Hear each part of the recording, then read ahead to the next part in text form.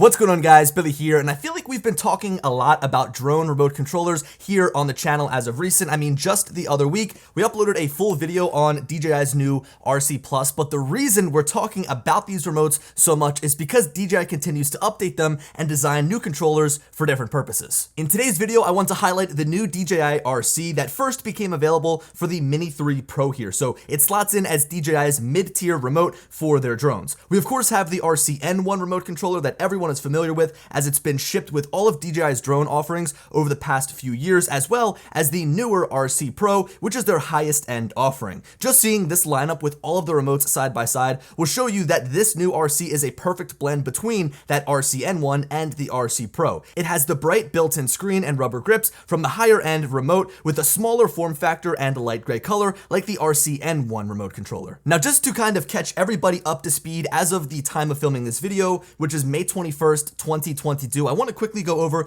the compatibility of DJI's remote controllers and their drones. So as it stands right now, DJI's drone lineup consists of the Mini 3 Pro, the Air 2S, and the Mavic 3 and Mavic 3 Cine. So these are like their three main drones they're offering in their lineup. Now, in terms of their remote controllers, we have the standard RC-N1, we have the new DJI RC with the built-in screen, and we have the more premium upgraded RC Pro. So we've got three drones and three remote controllers, but it's a little bit weird because like the RC-N1 is compatible with all of these drones, the DJI RC is only compatible with the Mini 3 Pro, and the RC Pro is only compatible with the Air 2S and the Mavic 3. So I know that that's probably a lot to wrap your brain around. I'll put a chart up on the screen just so that you can familiarize yourself with the different compatibilities between the different drones and remote controllers. And as of right now, I know it's a little bit hard to wrap your mind around. This happens every single time that DJI releases a brand new drone with a brand new remote controller that is upgraded in a sense. It always takes a while for that remote controller to be compatible with other drones. So like when they released the RC Pro here with the Mavic 3, it took a couple of months before it finally became compatible with the Air 2S here. Personally, I think that once they open up compatibility, if they open up compatibility for the RC here, it's going to be the perfect companion for the Air 2S. I mean, they match in color, they're the same size. Again, I think that this would be a great comparison, but I also think that this remote should have released with the Mavic 3 and Mavic 3 Cine. I mean, if you think about it, this remote controller is premium, this drone is premium. They shouldn't have shipped it with just the standard remote controller. Although I understand that this probably would have cut into sales of like the RC Pro, so they're kind of stepping on their toes here in a sense. But again, just know that as of recording this video, the DJI RC that we're going to be focusing on here in this video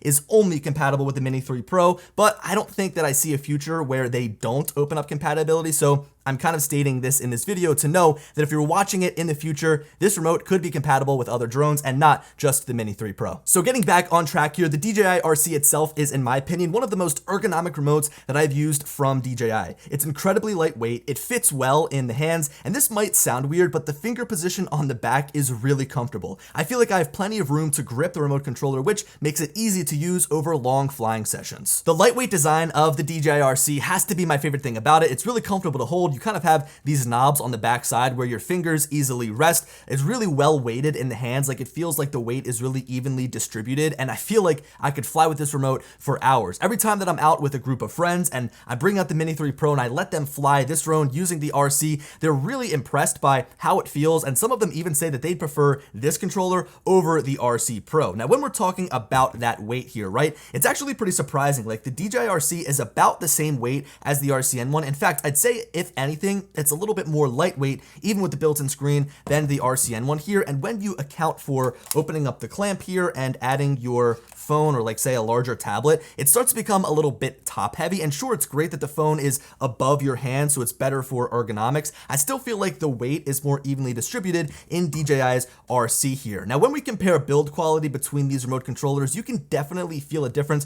between DJI's RC and their RC Pro. It's almost a no-brainer, this difference here. You can tell that this is a premium quality product, and of course it is. It's their highest end offering. It's a $1,200 remote controller. But here, just to give you like an example, I will let you listen to this. We'll hear for any creaking.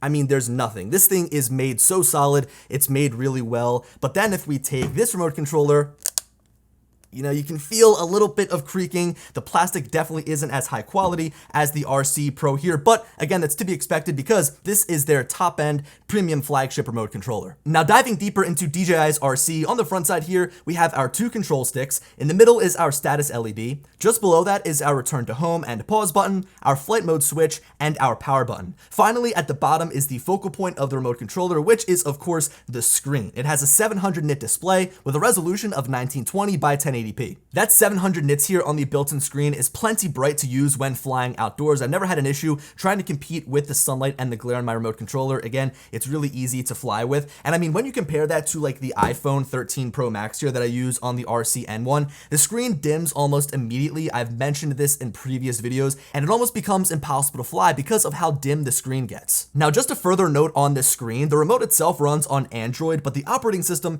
is closed off. So when you turn on the remote controller, it loads right into the DJI Fly app, and there's no way to access other applications. You can access your files and settings through the notification dropdown, so core features are there like Wi-Fi, screen recording, file management, and things like that you'd expect from Android. Now, continuing on our walkthrough of the remote controller, the backside has our record and shutter button, 2 dials rather than 1, a place to hold the sticks for storage during travel, and 2 custom buttons. One thing that isn't here though is the antennas, and that's because they are built into the remote controller itself. They don't extend out of the remote controller. You might think that having these antennas built into the remote controller would lead to a worse signal, and I would say that that's kind of true. Like, you definitely don't get the same signal as you'd get from the RC Pro here that has a much more enhanced transmission system with these external antennas here. And I'd also say that the RC-N1 actually gives you a little bit better of a transmission between the drone and the remote controller because it has this antenna on the top here that isn't built into the remote controller,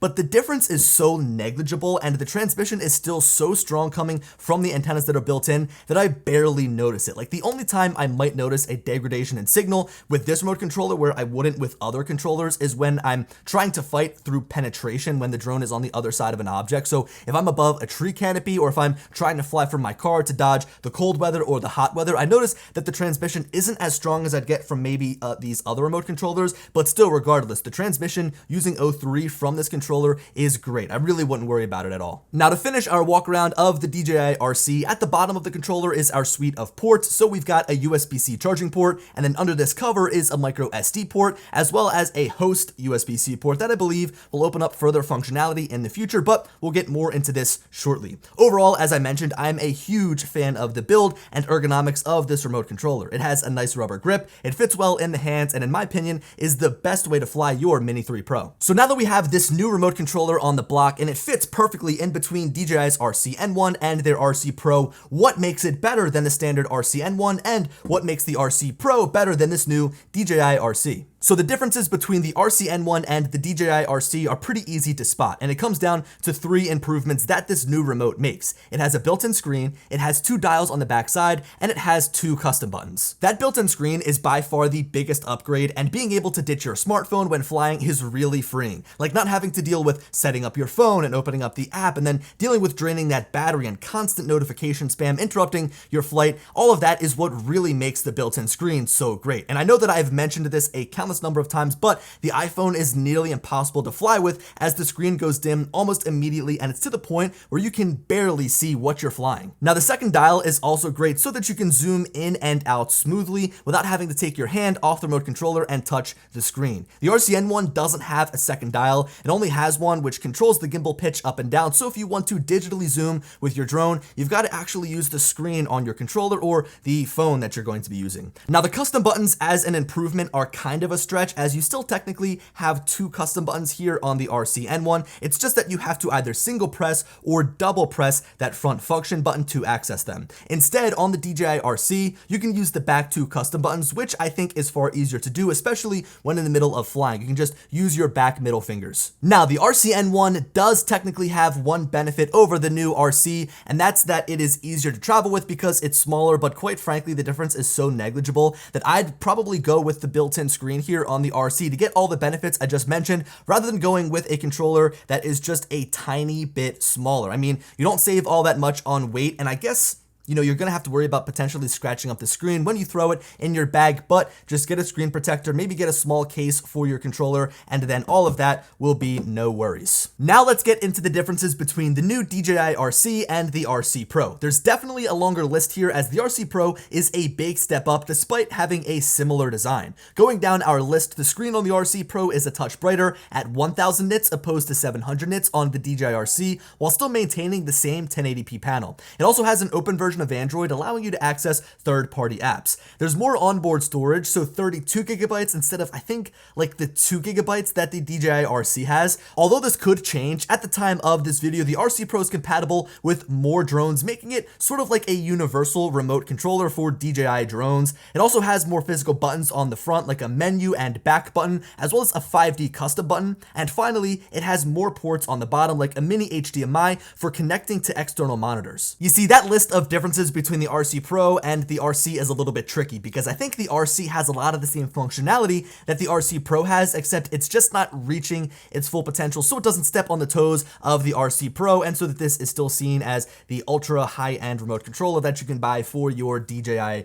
drones. There's two things that I mentioned that are kind of like, yeah, at the time of recording this video, the RC can't do, but it could potentially do in the future. So as I mentioned, of course, it can work with other drones, like the RC Pro works with the Air 2S and the Mavic 3, while the RC here is only compatible with the Mini 3 Pro, but I do see that changing here in the coming future. This probably should be opened up to other DJI drones, especially new drones in the future. I think that this will be the new standard for DJI drones. And also the mini HDMI out here on the bottom of the RC Pro here. I think that using the host port on the bottom of the RC is going to allow you to connect to third-party accessories like a 4G dongle, or maybe even some sort of adapter to an HDMI out. So I could see that happening in the future, but as of right now, those are two benefits that belong to the RC Pro. Now, quickly jumping back to our list here, one thing that actually goes in favor of the new DJI RC is a longer runtime of 4 hours opposed to the 3 hours of the DJI RC Pro. I guess that larger remote, despite its larger battery, draws more power when in use, especially with its brighter screen. So with that said, I almost can't choose my favorite remote controller here on the table. Like, if all of these remotes worked with all of these drones, the Mini 3 Pro, the Air 2S, and the Mavic 3, it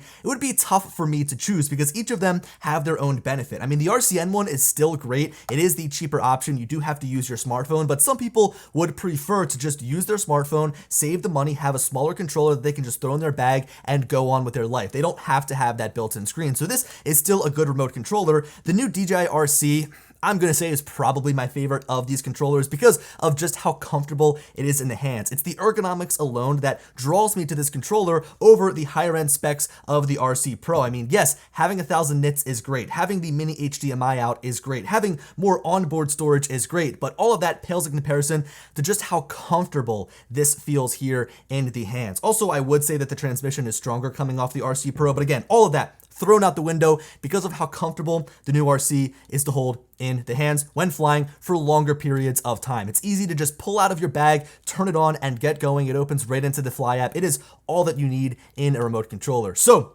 DJI, I hope you open up this controller to future drones and drones already available so more people can experience this controller, because personally, again, I'd say it's probably my favorite DJI RC up to this day, but we'll see what happens here in the coming days and coming weeks. Anyway, guys, hope you enjoyed the video. Let me know your thoughts on the RC down below in the comments. And as always, I'll talk to you later.